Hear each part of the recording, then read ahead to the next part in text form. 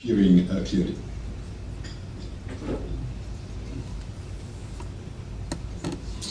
Yeah. Hi, Doug Palmer with Reuters. Well, one question, you talked about the Doha round as a symphony and the 4 different movements. I just wanted to make sure, are we past the slow movement? And then secondly, I mean, next November, December will be the 10th anniversary of the round being launched.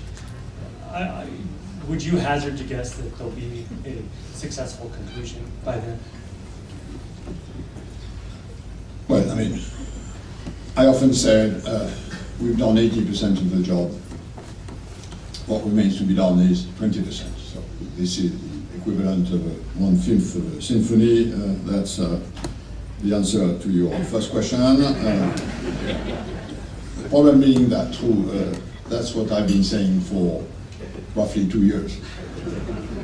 So there must be a bit of a problem of rehearsal for the last movement. On the 10 years, you're correct. Celebrating 10 years of a negotiation may not be a big occasion for champagne. Let's simply consider the whole picture.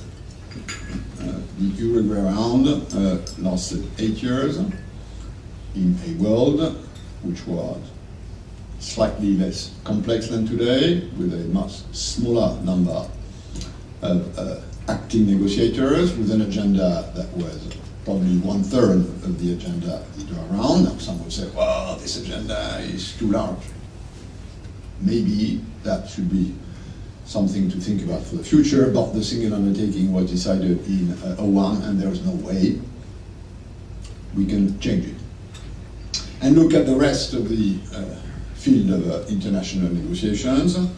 I know of disarmament negotiations who've been on the way for 35 years. And even if you take something like whale fishing, for instance, with, let's say, a relatively small number of countries for a relatively small number of animals, they've been going on for 20 years without any serious result.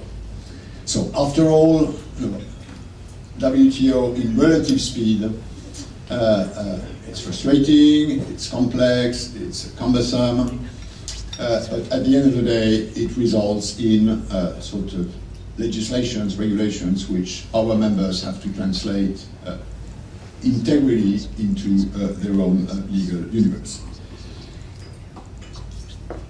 I believe that this is perfectly doable, given what remains to be done, and I think we now have a very clear view of where the remaining bridges have to be. This clear view was not there last year, summertime. We know exactly where the bridges remain to be done. And then it's a question, again, of this complex chemistry between technical progress and the necessary political signals that leaders, negotiators, ministers will engage their authorities. Usually parliaments are ratifying treaties at the end of the day, so it's both a sort of domestic issue, but at this stage, this is technically doable. Whether and when the chemistry will unfold, I'm not sure, but my experience is that this is doable. Yeah, I'll take a question at the back of the room, then I'll take one. Thank you, sir. If you would get a microphone, that would help me from getting a bit older. Thank you, sir. My name is Andrei Sitov. I'm with the Russian news agency Tartas.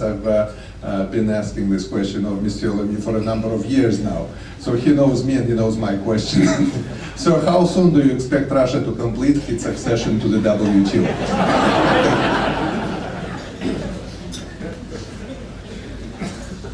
80% of the job done.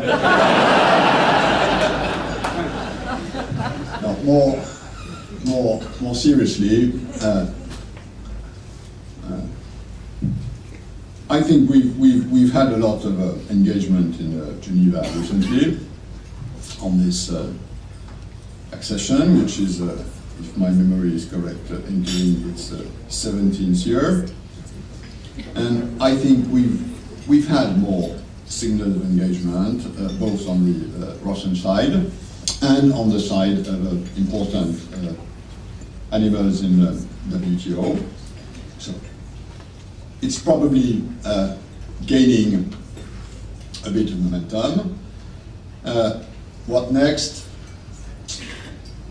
A long, detailed, technical series of steps, regulations, issues which have to be cleared one by one in a negotiating process. If the necessary political energy is there, and if this long and painful agenda of what remains to be settled is tackled bit by bit, it will happen. Yeah.